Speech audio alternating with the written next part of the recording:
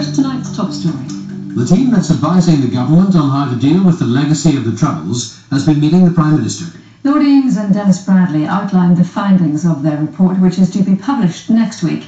Niall Donnelly's been following developments. This afternoon, Lord Eames and Dennis Bradley, who head up the consultative group on the past, were in Downing Street to brief Gordon Brown on what's seen as a significant report they will publish next week. The group was established by the government to try to bring closure to all of the issues surrounding the Troubles. Both men described the talks as constructive.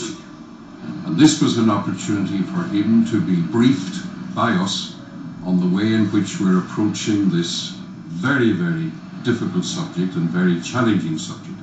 And our report will be made next week, and he was certainly very, very helpful in terms of discussing it with us in some detail.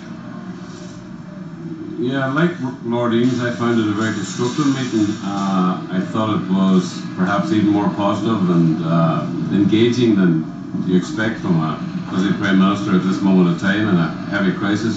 So I thought it was good that we came and good that we did the briefing, and hopefully good things come out of it. Lord Eames and Dennis Bradley will make public their report next Wednesday.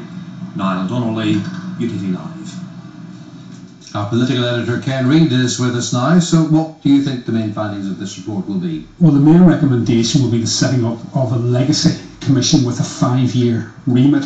Now, under this there will be investigation and information recovery units. There'll be no amnesty, but immunity if no prosecution is possible and families want to know what happened. So if paramilitary organisations come forward and so forth, there will be immunity as far as bringing forward that information. And clearly it was important that they see the Prime Minister first before they're publishing this report next week. This is crucial. Dealing with the past is one of the things that could actually hinder political progress in the future.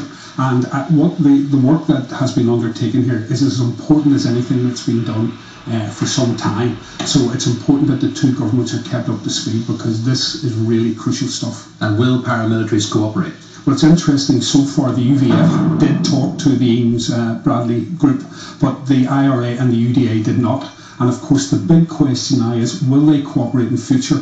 Because if there is going to be progress, then Eames and Bradley and this commission, particularly this new commission, will need help from everybody involved, from governments and from paramilitary organisations. Now, given the collusion issue, which is obviously bound to come up with this, could we see an apology from the government at some time in the future? Well, it depends what happens, but some way down the line, it is not impossible that there could be an apology from the British government for its role in the Troubles, and indeed from the Irish government for some things that might have happened. And I think that the group would also be looking at paramilitaries to say what they did and to apologise. This is big stuff. Ken Reid, thank you.